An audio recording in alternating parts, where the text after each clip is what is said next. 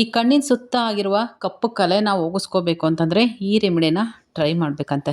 So ಅದಕ್ಕೆ ನಾನು ಕೂಡ ಇನ್ಸ್ಟಾದಲ್ಲಿ ಟ್ರೆಂಡ್ ಆಗ್ತಿರುವಂತಹ ಹೋಮ್ ರೆಮಿಡಿನ ಟ್ರೈ ಮಾಡ್ತಾ ಇದ್ದೀನಿ. ಇದನ್ನು ಮಾಡ್ಕೊಳ್ಳೋದು ಕೂಡ ತುಂಬಾ ಸುಲಭ. ನೋಡೋಣ ಇದು ವರ್ಕ್ ಆಗುತ್ತೋ ವರ್ಕ್ ಆಗೋದಿಲ್ವೋ ಅಂತ ಟ್ರೈ ಮಾಡಿಬಿಟ್ಟು ನಿಮ್ಮ ಜೊತೆ ಅದನ್ನು ಶೇರ್ ಮಾಡ್ಕೊತಾ ಇದ್ದೀನಿ. ಡಾರ್ಕ್ ಸರ್ಕಲ್ ಏನಕ್ಕಾಗುತ್ತೆ? ನಿದ್ದೆ ಸರಿಯಾಗಿ ಆಗೋದಿಲ್ಲ ಅಥವಾ ಕಣ್ಣಿನ ಸುತ್ತ ತುಂಬ ಡ್ರೈ ಆಗ್ತಾ ಇದೆ ಸ್ಕಿನ್ನು ಅಂದರೂ ಕೂಡ ಕಣ್ಣಿನ ಸುತ್ತ ಈ ರೀತಿ ಕಪ್ಪು ಕಲೆಗಳಾಗ್ಬಿಡುತ್ತೆ. ಇದನ್ನು ಹೇಗೆ ರೆಡಿ ಮಾಡ್ಕೊಳೋದು ಮನೆಯಲ್ಲಿ ಅಂತ ತೋರಿಸ್ತೀನಿ ಬನ್ನಿ.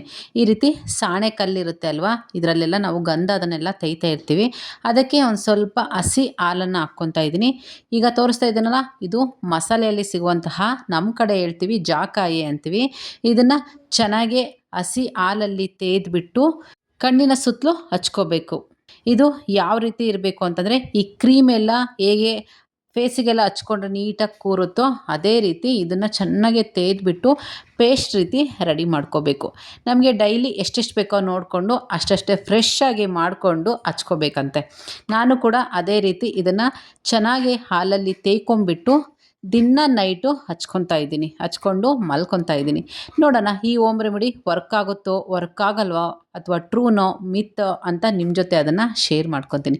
ಒಟ್ಟಿನಲ್ಲಿ ನೋಡೋಣ, ನನಗೂ ಕೂಡ ಈ ಕಣ್ಣಿನ ಸುತ್ತ ಕಪ್ಪು ಕಲೆಗಳಾಗುತ್ತೆ ಅಲ್ವಾ, ಅದೆಲ್ಲ ಹೋಗಬೇಕು ಅನ್ನೋದೇ ಆಸೆ.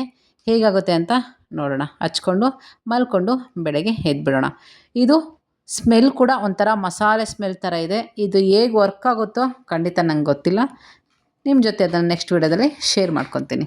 ಅದೇ ರೀತಿ ಸೆಕೆಂಡ್ ಡೇ ಕೂಡ ನಾನು ಅದನ್ನು ಹಚ್ಕೊಂಡೆ. ಯಾವುದೇ ರೀತಿ ಇದನ್ನು ಹಚ್ಕೊಳೋದ್ರಿಂದ ಕಣ್ಣಿನ ಹತ್ರ ಕಡ್ತಾ ಬರೋದು, ಉರಿ ಬರೋದು ಯಾವ ಥರನೂ ಏನೂ ಅನ್ನಿಸ್ತಾ ಇಲ್ಲ. ಚೆನ್ನಾಗಿ ನಿದ್ದೆ ಅಂತೂ ಬಂತು.